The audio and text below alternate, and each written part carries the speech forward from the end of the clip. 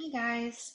Sorry you're gonna have to do the lesson this way. I'm not there to give it work it with you, but this is the application portion to our lesson our unit 3. So we're taking all these things that we learned about solving quadratics and applying it to some real life problems. So this does have you taking out your colored pen and prepare for quiz corrections. However, I'm going to have us do that at the end, or you do it on your own. I will post a video of me working the quiz so you can make those corrections because retakes will be Monday and Tuesday in class. Okay, so don't just throw out your quiz. Do the corrections on there, use it to study, okay? Same with the previous quiz. So this is quiz 2. You also have quiz 1, so you may have to retake one or both, okay? But there'll be a separate video for that. So you'll actually go back to the bell work later. But let's just go ahead and start with lesson 10. As you see, you have the quiz retakes and performance task on Monday. You're actually going to start a little part of the performance task today. Not much. I'm not even giving you the whole part of the performance task, but I want you to do a little piece of it. And then this says unit 3 is due on Thursday, but I pushed that back. So we're actually going to make that due on Friday of next week. But we will start unit 4 on Thursday, actually. So we're going to take all these quadratic functions and solving that we have learned and apply it to some real life applications. So yes, I know this pops up with the answers because this is not slides, but we have a diver and he's jumping off a diving board into a swimming pool. His height in feet at t seconds can be modeled by the equation negative 16t squared plus 12t plus 10. So I kind of have a diagram over here that shows, like, here's the diving board and jumps and flips and whatever and goes up and ends up hitting the water here, okay? So how high is the diving board? Now, yes, I have the answers here, but let's figure out how we got to those. So here he is, or she, I guess I should, it says his in the problem. So, okay, it's a he. All right, on the board. That's where we're starting. Notice it's on the y-axis that I put on there on the situation because that's where we're starting from. That's where the jump starts. So if you remember standard form of a quadratic, the only thing we can see by looking at that equation is if it's reflected, which this one happens to be, it's an upside down parabola. Okay, we can see a stretch and shrink. This one's stretched, and we can see the y-intercept, which is this. So that means this right here, this blue, is 10 feet from the water. Okay, so that's why the answer is 10. You should be able to get that just by looking at the equation. There shouldn't be any math involved in that problem, that part. But then the B says, when does the diver hit the water? So we want this right here. So that is when the height is 0. Well, let me do a little erasing up here. Sorry, I kind of got a little carried away. If I draw a full parabola, it keeps going like this. It also would be a 0 here as well as here, but the diver doesn't jump backwards, okay? Usually there's like a wall there, so that would be really bad. So we only want this one. So that's what we're going to try to find. Whoops, making things appear back on there. So yes, I have the answer here, but I'm going to show you how we get it. So when does the diver hit the water? So we're going to plug in 0 for f of x. All right, so I guess I'll do it in green since that's in green. 0 equals negative 16 t squared plus 12t plus 10. Now you've learned many, many, many methods. May seem like a lot. I think you've learned 5, okay, for solving. Okay, this isn't factorable, and you can tell by the answer I gave you. It's not factorable. Won't be pretty. Could you complete the square? The problem is this negative 16 here would make that a little more complicated. So let's just use the quadratic formula. All right, we have A, we have B, we have C. So I know A is negative 16, I know B is 12, and c is 10. And I'm plugging it into that quadratic formula, negative b plus minus the square root of b squared minus 4ac all over 2a. Feel free to sing the song to yourself. Now, time is the x value or the t value in this problem. So t is going to equal this. So let's plug some things in. So I have t is going to equal a negative b is 12, plus minus the square root of 12 squared minus 4 times negative 16 times a positive 10, and all of this is over 2 times negative 16. All right, so let's simplify this a bit. T equals negative 12 plus or minus the square root of something over what? Negative 32. Okay. If you type all of that discriminant into your calculator, you end up with 784. Let's simplify it some more. Negative 12 plus or, whoops, there's a 12 there. Square root of 784 actually comes out to be 28 over negative 32. So negative over negative here, this negative and this negative, make a positive. So we're going to get two answers. We have 12 plus 28 over 32, and we have 12 minus 28 over 32, which gives me, this would give me a negative answer, which would be that one. Okay, so we don't care about this in the real life situation. So I have 12 plus 28, which is 40, divided by 32, which is 1.25.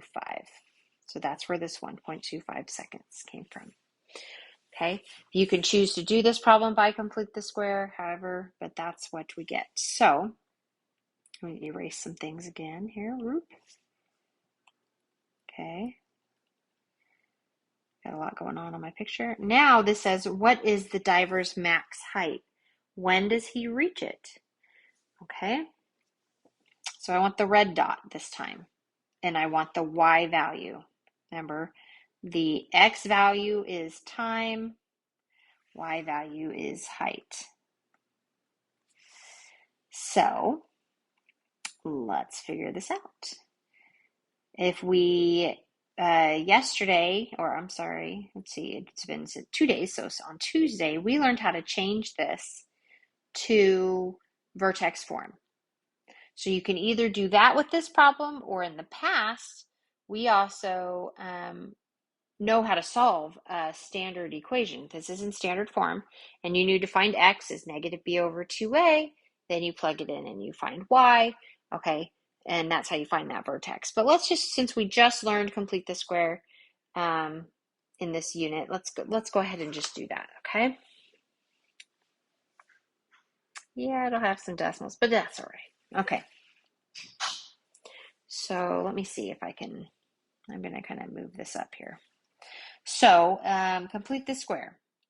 Well, when we complete the square, we want to group the t's together, right? The problem is I want t squared to have a leading coefficient of 1. So I'm going to take that negative 16 out. So inside I have t squared, but I also have this 12t, but I just took negative 16 out. So I have to factor negative 16 out of that negative 12, and I actually get negative 0.75 or 3/4 t, and I'm going to leave a gap, and then I still have that plus 10 on the end. Okay, so what we have to do is we have to figure out, okay, what am I going to add right here to make this a perfect square trinomial? So I take b, which is negative 3/4, I half it, and I square it, and I add it. So half of negative 3/4 is negative 3/8. So then if I square that, I end up with 9 over 64. Okay, so I'm going to add a 9 over 64. And I know I'm leaving them as fractions. You could put them as decimals, but you notice that over 64 makes kind of a messy decimal. So just leave them as we go. And then the only thing is I added that here, so that means I have to undo it out here because it's still on the same side of that y equals.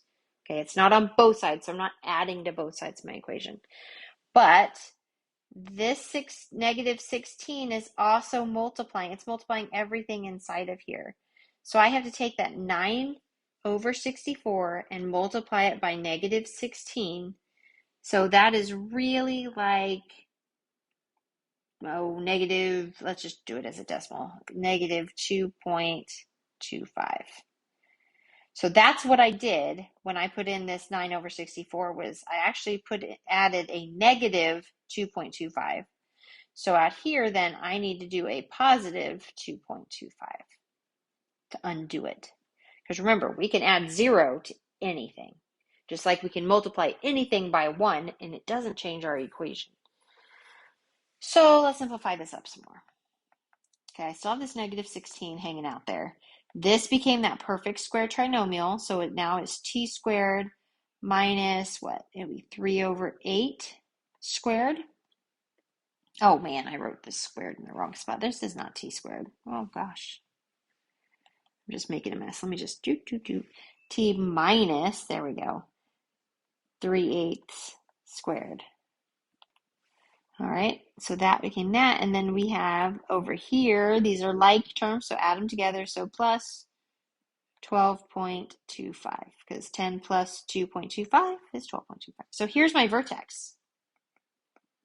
I can see that it's a positive 3/8, which, I mean, you can change to a decimal. And this one would be exact, so it'd be 0.375. Okay, and then I have 12.25, which you could have a fraction, but you know, we don't measure things necessarily all the time. Oops, in fractions. So this gives you the time, this gives you the height, and this says what is the max height. That's where I got the 12.25. When does he reach it? Wanted that time, and they just estimated. And my estimation did not come out quite correctly when I typed it out, so that really should have been 8 there, but there you go. Okay, so here's some calculator notes. I want you to be able to also do this in your calculator because you saw how long this problem took, right? So if I want this max value, and I think we've already done this once in the calculator, but up above under your graphing screen, if you have that y equals button, okay, you're going to push that and type in your equation. Graph it, push the graph button, and you get this. Okay, so this is the graph button. And then we want to calculate, if you want this point right here, we're going to calculate the 0. Remember, the zeros, the roots, the x values, the x-intercepts, whatever, those are all the same. When we want the vertex, we'll calculate the maximum. Okay, so this is still a button under that main screen. You just have to push the second button first, and then you push the trace button, because above the trace in blue, you see the word calc, or the abbreviation for calculate, which is calc, and that gives you this menu.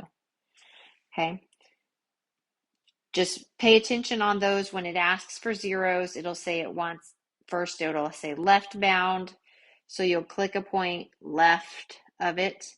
Then it wants a right bound, you click a point right of it. Then it says guess, you just enter, and then it will give you that point, and it gives you the y value is 0, the x value is the time. Okay, for max, again, it says click a left, so you'd pick something to the left of it. Then it says right, you'd pick something to the right of it. Anywhere along here is fine. And then for a guess, you just put enter, and it gives it to you. So, all right. So here's another one. Quadratics can be used to model a wide variety of real-life situations, such as maximizing profit and using parabolic curves as satellites. So you see that the satellite itself, right? It's a parabola-shaped receiver. This application is best to study in the pre-calculus when you learn about the focus of a parabola. So we haven't learned about that yet. So, but this is just showing you an example of when this could be used. Okay. So if you have profits over here, we have costs over here. Okay. Obviously the best would be that vertex. Another one for us, the most practical application is likely projectile motion. You probably haven't fired a cannon, but I bet you've kicked or hit or thrown a ball at some point in your life. Okay, projectile motion, which is really also that diving problem. It's projectile motion. Okay, so we're going to use projectile motion in our performance task because that's the most applicable, most common real life application of quadratics that you'll see. Okay, so we are going to analyze the results of a water balloon launch. And no, I am not letting you launch water balloons. I'm sorry. But in the example below, you can see that 3 javelin throws were compared. Here are the horizontal and vertical distances were studied, and we will study the height of a balloon as a function. So, but like you can see the three throws here where this had distance, this was the height, okay, and we can compare those. So I do want you to watch this video. I'm not going to play it here, but I do want you to watch it it's in the slides that are also on Canvas, okay? So it won't let me play I made this a PDF, so it won't let me play right here, but you do need to go in and watch this. It is about 5 minutes, but it will make projectile motion make more sense, okay? But in the performance task, we will use the equations shown below to model the relationship between time in seconds and the height in feet. If you have taken physics, this concept is studied in cinematics. I'm sorry, I did not say. Oh my goodness, it's that kind of day. Of course, your physics teacher likely uses the metric system.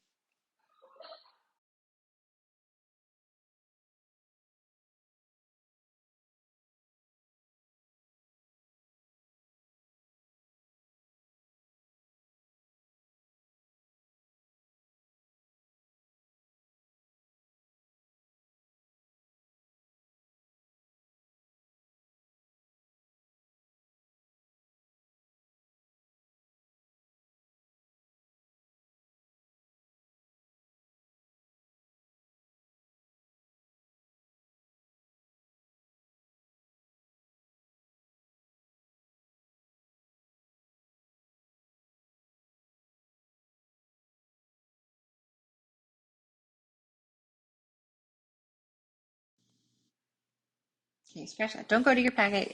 You should have already finished the application problem. And yes, I know that was only one of them in your packet, but the performance task is having a little bit more. So I want you to begin with the page that the sub's going to hand out that starts your performance task. You are just doing the one side that says part 1, describe the meaning of each number of the variable and include units. That comes from that video that I said you still need to watch, okay? And then part 2 says, since Mr. Dorst is not eligible to win the water balloon launch contest, we will analyze his data for practice. So with help from the Algebra 2 teachers, he turned in the equation h of t equals negative 16t squared plus 68.3t plus 4.2 as a model for his balloon launch. Complete each task with and without a calculator. Work is required for credit in the left column, and calculator instructions are required in the right column. Round the value to the nearest thousandths. Okay, so you are completing these 2 columns. Okay, that is your job for today. And then you'll be able to continue when I give you the rest of the performance tasks. So right now, that back chart doesn't mean anything to you because I haven't given you the paper yet. And I'll give you that to you Monday and Tuesday. Well, Monday, so you have it as well as quiz corrections. So don't forget Monday and Tuesday. Monday and Tuesday. We have quiz corrections. Okay. Remember, I let you pick when you're going to do them, but if you have both to do, you need to do one of them on Monday and one of them on Tuesday, just in case you run out of time. So I'm not going to have you doing them both on the same day. Now, quiz 1 was a total of 30 points. So if you received a 24, quiz 1, sorry, if you received a 24 or higher score, you do not have to retake it. Anything below 24 has to retake it. Now, quiz 2 was only worth 20 points. So you only have to retake it, or you don't have to retake it if you got a 16 or higher. Okay, and those need to be passed out today if they, so you can do those corrections. Remember, there's another video for you to watch for those corrections. And then be prepared to retake those quizzes, okay? So on Monday, Tuesday, you'll get to work on the performance task. You'll work on corrections. You'll work on finishing up your packet. Because remember, each of those sections, you had like 5 problems on your own to do with tutorials. I've left you notes in your packets when I did grade checks. You know what you need to get done. So, but for today, start the front of this performance task. Do not lose it and bring it back on Monday. I hope you guys enjoy your 3-day weekend.